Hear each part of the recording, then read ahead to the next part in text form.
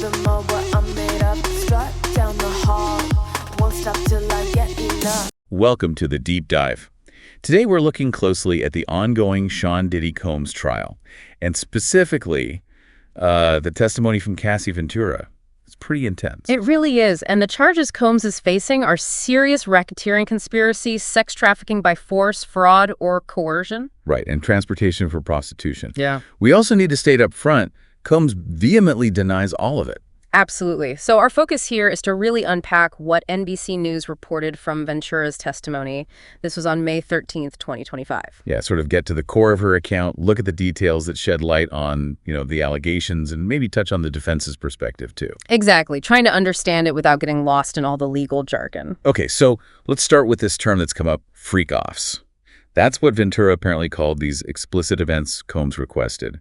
What exactly did she describe? Well, according to the reporting, she described these as orchestrated sexual encounters. She testified Combs told her to have intercourse with sex workers. Sometimes he'd apparently join in, other times he would watch either right there or, get this, via FaceTime. FaceTime, wow. Yeah. And she mentioned him wanting to, direct things, telling people what to say, how to act. That directing part, it suggests a real need for control, doesn't it? It certainly points that way. Control and maybe surveillance. It's often a factor in dynamics involving abuse. And she said something about wanting to comply just to speed things up, to get private time with him afterwards. That's right. It really highlights a potential feeling of, having very little agency in those moments. Like she was just trying to get through it. To get to something else. Exactly. And then there's the recording aspect. She testified that Combs started recording these encounters maybe within the first year. Recording them. Okay, that's huge. Yeah. How did she say she felt about that? She testified she really didn't want to be recorded, felt disgusted by it, said she'd delete videos if she found them on her phone or whatever. Yeah. But she also testified that sometimes she would watch these recordings with Combs during intercourse. Okay, that adds a whole other layer of complexity, doesn't it? Understanding her experience and their dynamic. Definitely. It's not simple. Another really difficult part of her testimony was about substance use, using drugs to cope. Yes. She specifically mentioned using substances, marijuana, ketamine, mushrooms. She said whatever was the drug of choice at that point to, and this was her word, disassociate. To disconnect from it all. Right, to get through the freak-offs. She says she couldn't imagine myself doing any of that without having some sort of buffer. A buffer. That speaks volumes about the distress she's describing. It really does. It's a common, though maladaptive coping mechanism you see in situations involving trauma or abuse, needing to mentally check out. And there was that other detail, even more disturbing, about her allegedly vomiting during one of these encounters.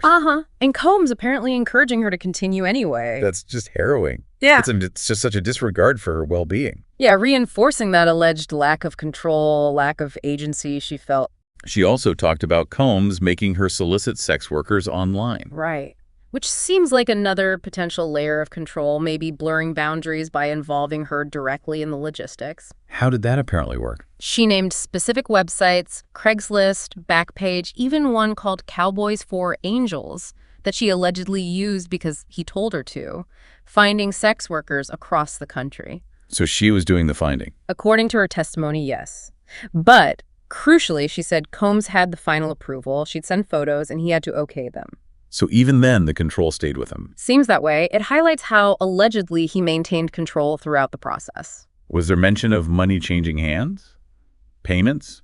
Yes, the testimony mentioned a range, something like $1,500 to $6,000 paid to the sex workers. Okay. And there was this interesting bit where she testified about questioning if soliciting online was legal, apparently because Combs wanted to check if the workers were undercover cops. The judge told the jury to disregard that specific comment about legality, but it suggests maybe she was aware of the problematic nature of it all. Some of the specific allegations about degradation and, lack of consent are incredibly tough to hear, like being forced to participate during her period. Yes, that was part of the testimony. Against her will, resulting in, blood on furniture, it points to an alleged complete disregard for her physical boundaries and comfort. And then there was the urination incident. Yeah. Extremely disturbing. Her testimony described an escort urinating on her at Combs' request, and him participating too. How did she describe feeling? Humiliated, disgusted. She said it felt like too much, but she also felt unable to stop it. Did she explain why she didn't just say no? Her explanation was quite revealing. She said something like, "I was squeamish immediately, but high in the moment. You don't have a lot of control at that moment." You don't have a lot of control.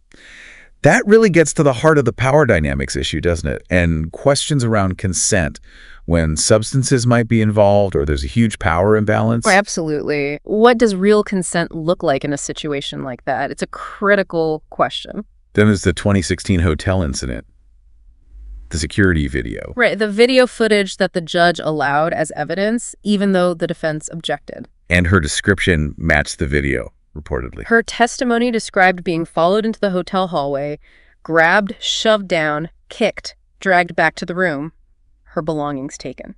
And she was asked if this was an isolated incident. Yeah, the prosecutor asked how many other times Combs had thrown her like that. Her answer was chilling. Too many to count. Too many to count. Wow. That just paints a picture of alleged repeated violence. It really underscores the alleged pattern she described. Physical violence, control.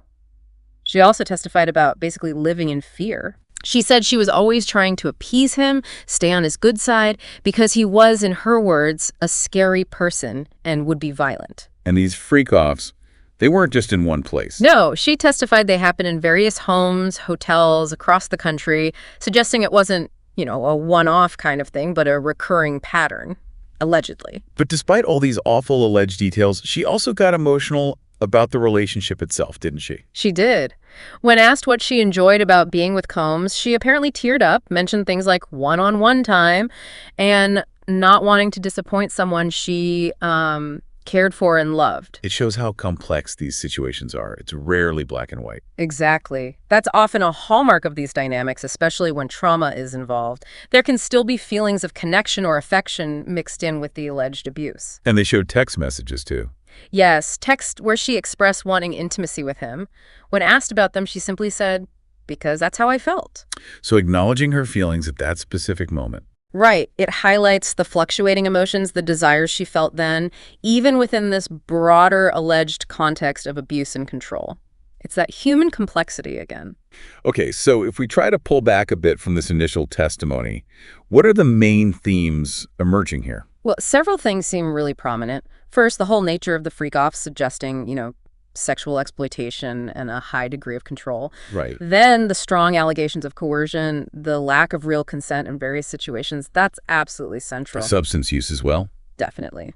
Using drugs to cope, to disassociate, points towards significant alleged trauma. And then overarching all of it is this element of fear and Combs' alleged violence, painting a picture of a really severe power imbalance. And we absolutely had to stress again, Combs denies this vehemently. His defense argues any participation was willing, consensual. Crucial point. This testimony is one side, one narrative, and a very complicated legal battle that's still unfolding. Yeah, she's scheduled to be back on the stand, right? So there's more to come. No doubt. We'll hear more testimony, more evidence, different perspectives as the trial goes on. So maybe a final thought for you, the listener, to mull over. When you hear these incredibly detailed, disturbing accounts, and you contrast that with the defense saying it was all willing participation, what does this whole situation really highlight about power, about consent, especially within intimate relationships? Yeah, and what does it mean when someone says they felt they don't have a lot of control at that moment? How do we grapple with consent and agency in contexts like that? It's a tough question, definitely something to reflect on. Thanks for joining us for this deep dive. Sound the alarm. I'm coming up. We'll have a ball. I'm sweet like a buttercup. You're Barbie doll.